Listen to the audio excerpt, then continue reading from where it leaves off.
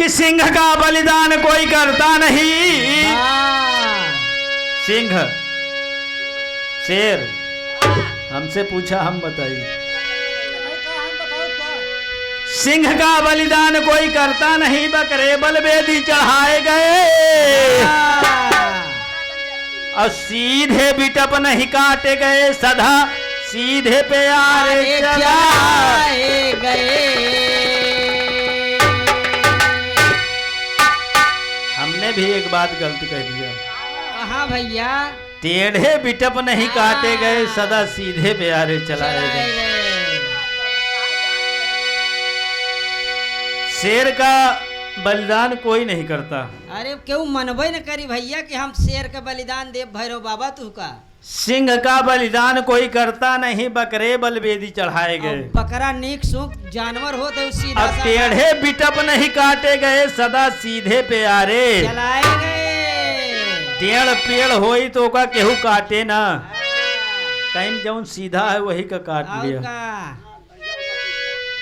बलवान गबा का हो न सका, निर्बल ही सदा सताए गए।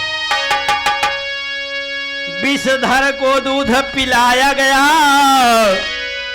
कछुए कटिए में फंसाए गए।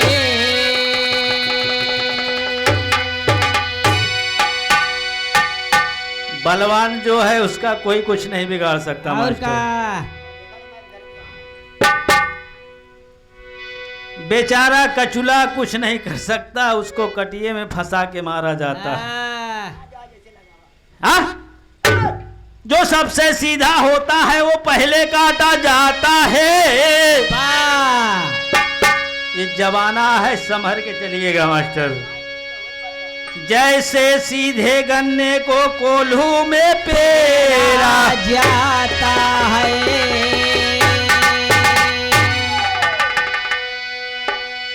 ज्यादा कुछ न कहकर एक भजन बा निर्गुण, गौर करिए ना आप। एक भाव लगल मास्टर, कौनो देवर अपने भौजाई से कहत बा। का कहत रहा भैया? के भौजिया,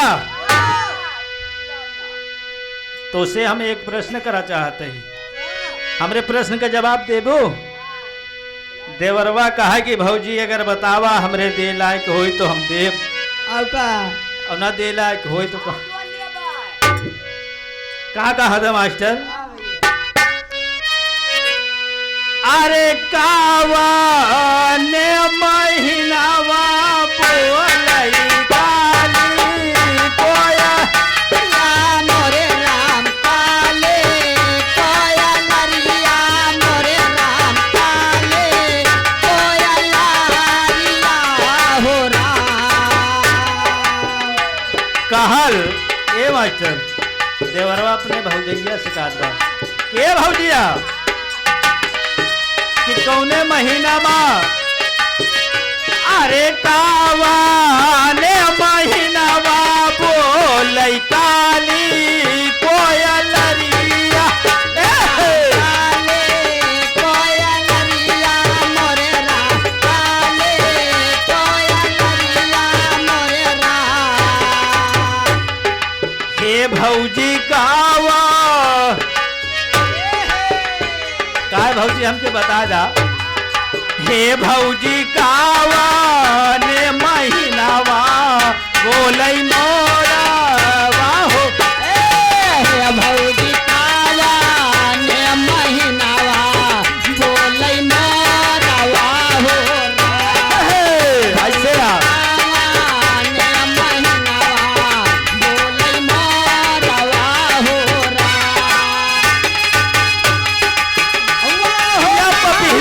हे भौजी मोरा वाहो राम, हे भौजी काला ने महीनावा बोलई मोरा वाहो राम, हे भौजी काला ने महीनावा बोलई मोरा वाहो राम। भौजैया कहल बस तने न बात बा, हम बताओ तही। देवर बबुआ तनी सुन लिया, भौजैया का कहा था? अरे चैता के महीनावा बोल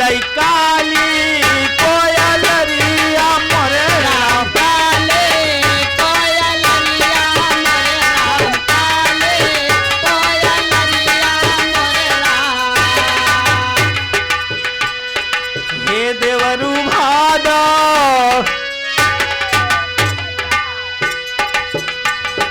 हे देवरू भादो के महीनावा बोलै मोरा बाहो हे देवरु भादो के महीनावा बोलै मोरवा हो राम। हे देवरु भादो के महीनावा बोलै मोरवा हो राम।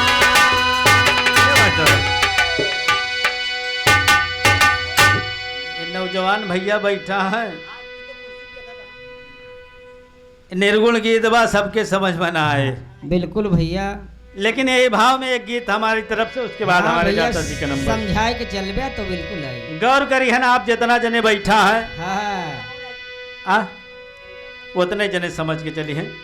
गौर करी हन, कहना बाईदास का कि जाना माँ कैसा दिया है बापा महतरिया मोरे राम। बापा महतरिया मोरे राम, बापा महतरिया मोरे राम। हे राम कर हे राम कर माँ कैसा के नाही कोई हो हे राम तारा कैसा के नाही कोई हो राम। हे राम तारा कैसा के नाही कोई हो राम। ए बाबुआ, जन्म के साथी बा लेकिन कर्म के साथी क्यों नहीं ना। और बताया दास। हाँ भैया। अरे आना धाना हुआ तय तो साबा मिल पाटै मोरे राम। साबा मिल बाटै मोरे राम, साबा मिल बाटै मोरे राम। ये वाचरा कहा गया, भाई भाई के बंटवारा होता है बाबूजी। अगर एक बीता दो बीता ज्यादा हो जाए तो कहें कि तोहरी कहती ज्यादा का है। तो कहती कौन पेड़ है। ये परंपरा है बाबूजी, देन है। वाह। एक हाथ एक बित्ता केहू छोड़ नहीं सकत मास्टर। लेकिन हम बताओ तई का भाग्य। अरे आना धाना हुआ तय तो साबा मिल पाटै मोरे राम। साबा मिल बाटै मोरे राम, साबा मिल बाटै मोरे राम। हे राम विपत। हे मास्टरा, अगर शायद हमरे बुखार आएगा है, हमरे छोट बड़े भाई यहाँ कह दिए कि बांट ले तो बांट। हे राम विपत के बटैया नहीं कोई हो राम। हे राम विपत बटैया नाही कोई हो राम। हे राम विपत बटैया नाही कोई हो राम। नहीं कोई हो नाही कोई हो राम। हे राम विपत बटैया नाही कोई हो राम। हे राम विपत बटैया नाही कोई हो राम। चरा।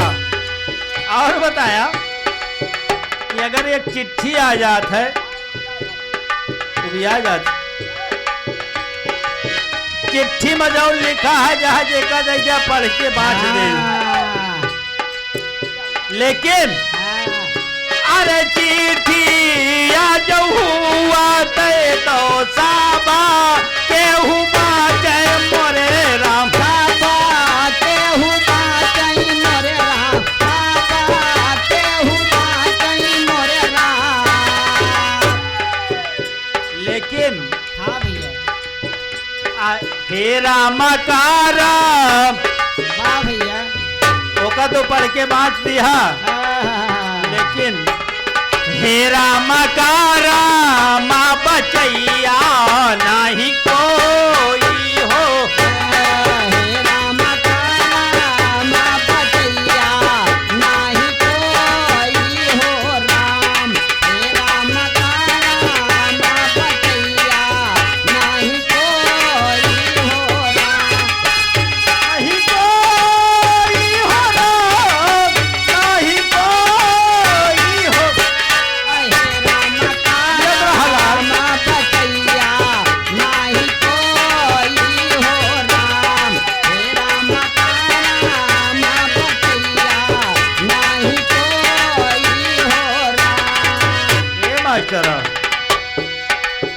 और बताया कवि ने, क्या?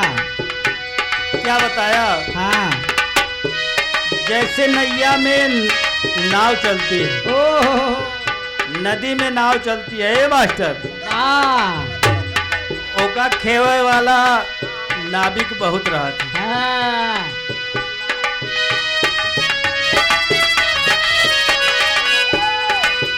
अरे नैया आवाज हुआ तय तो साबा केहू केवय मोरे राम।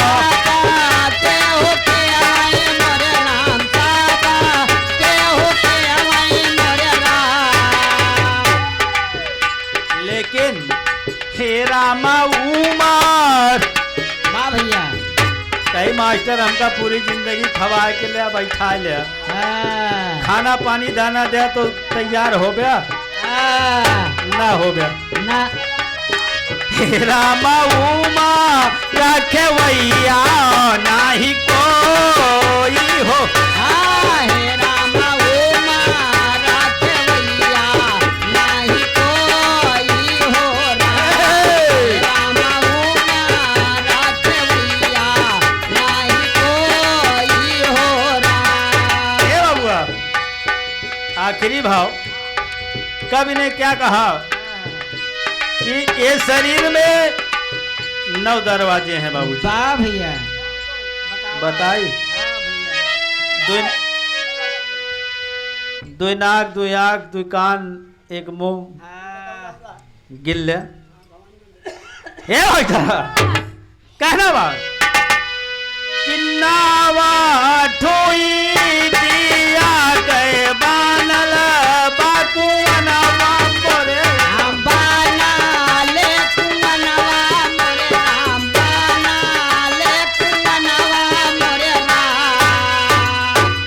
क्या अनमोल चीज है। किसी कवि ने कहा बड़ी भाग मानुष तन पावा, सुर दुर्लभ सत ग्रंथ ही गावा। ये मानुष तन बड़ी भाग से मिला है, इसीलिए कवि ने कहा बाना ले कुवनवा मोरे राम, बाना ले कुवनवा मोरे राम।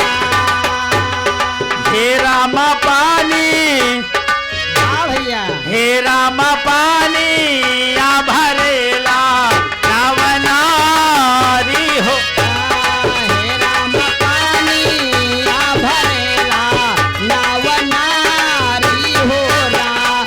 हे राम पानी आ भरेला नवनारी हो राम। ए मास्टर, गीत का अंतिम भाव कहना बा।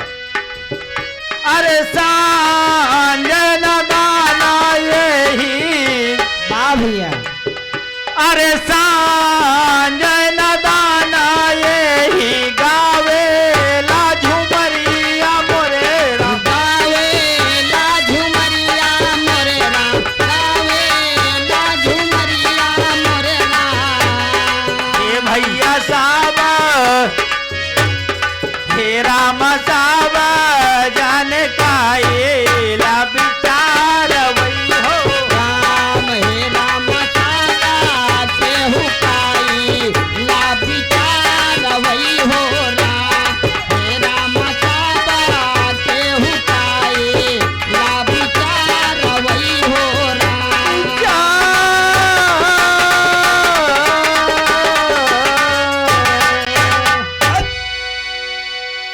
लोग सार दे मैया की जय।